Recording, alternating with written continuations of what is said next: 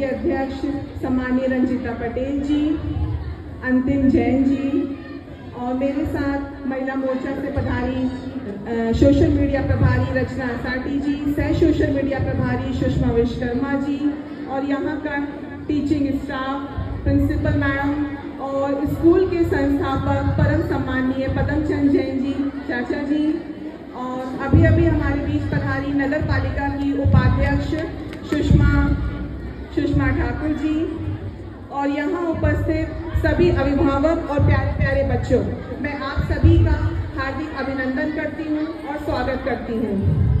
अभी हम बच्चों की परफॉर्मेंस देख रहे थे, देखकर बहुत खुशी हुई और जैसा कि अभी बच्चे स्पीच दे रहे थे तो स्पीच में उन्होंने बड़ी तर्कसंगत बातें बोली। मैं बड़े ध्यान से सुन रही थी।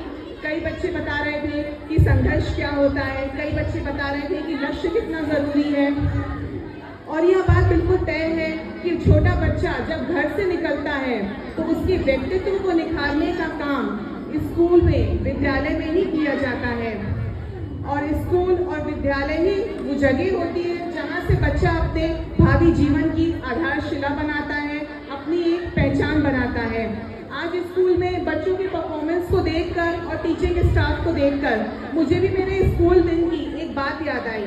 मुझे मेरे टीचर ने, सभी बच्चे ध्यान दें, एक बहुत अच्छी बात बता रही हूँ मैं, मुझे भी मेरे टीचर ने एक कहानी सुनाई थी क्लास में। वो कहानी मुझे आज तक याद आती है।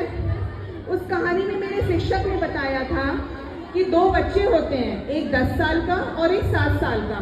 दोनों में बहुत गहरी दोस्ती होती है। वो जैसे आप लोग बोलते हो ना कि जय वीरू जैसी दोस्ती, सीता गीता जैसी दोस्ती, इतनी ज्यादा दोस्ती होती है। उन बच्चों को साथ में खेलना, साथ में पढ़ना, सबको साथ में करते हैं वो। एक बार वो बच्चे गांव में काफी दूर निकल जाते हैं खेलते खेलते। तो क्या होता है, जो बड़ा बच्चा होता है 10 साल का, वो गलती से कुएं में गिर जाता है। तो जो छोटा 7 साल का बच्चा होता है वो जल्दी से उसमें बाल्टी डालता है और वो पूरा प्रयास करता है, पूरा जोर लगा देता है उसको खींचने में और वो बच्चा बाहर आ जाता है। फिर वो दोनों बच्चे जब अपने घर लौटते हैं तो फिर घर में वो जब जाते हैं तो वो घर वालों को और गांव वालों को ये बात बताते हैं। तो सारे लोग बड़े उससे कहते हैं कि ये कैसे संभव है, एक 7 साल का बच्चा एक 10 साल के बच्चे को कैसे बचा सकता है। यह प्रश्न सबके मन में आता है कि ये तो संभव कार्य है ही नहीं, तुम इतने छोटे हो और वो इतना बड़ा है, तो वो क्यों बचा पाता है। इसका उत्तर हम सभी के पास है, क्योंकि जब वो दोनों बच्चे वहां पर होते हैं तो दूर दूर तक कोई नहीं होता है, सुनसान जंगल होता है और खाली पेड़ पौधे होते हैं जो उनकी ना आवाज सुन सकते हैं। तो वो बच्चा उस बच्चे को सिर्फ इस कारण बचा पाया क्योंकि वहां पर उसको कोई ये बोलने वाला नहीं था कि बेटा तुम ये काम नहीं कर सकते।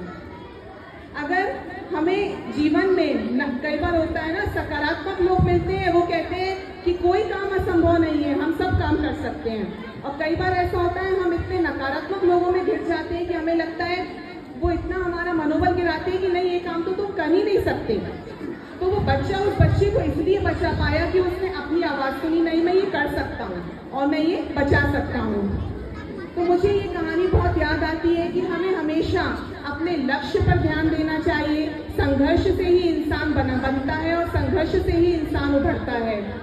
जैसा कि मैं कुछ पंक्तियों के माध्यम से आपके सामने ये बात रखना चाहूंगी। श्री कृष्ण ने कहा कि बस कर्म तुम्हारा कल होगा, बस कर्म तुम्हारा कल होगा और कर्म में अगर सच्चाई है तो कर्म कहाँ निष्फल होगा। हर एक संकट का हल होगा, वो आज नहीं तो कल होगा, वो आज नहीं तो कल होगा।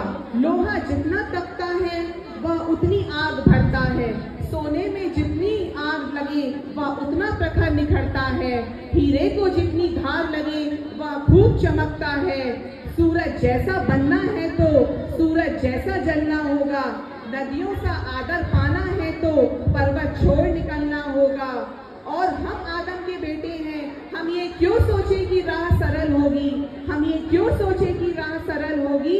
ज्यादा वक्त लगेगा पर संघर्ष सफल जरूर होगा, हर संकट का हल होगा, आज नहीं तो कल होगा। आप सभी ने मुझे यहाँ बुलाया, बच्चों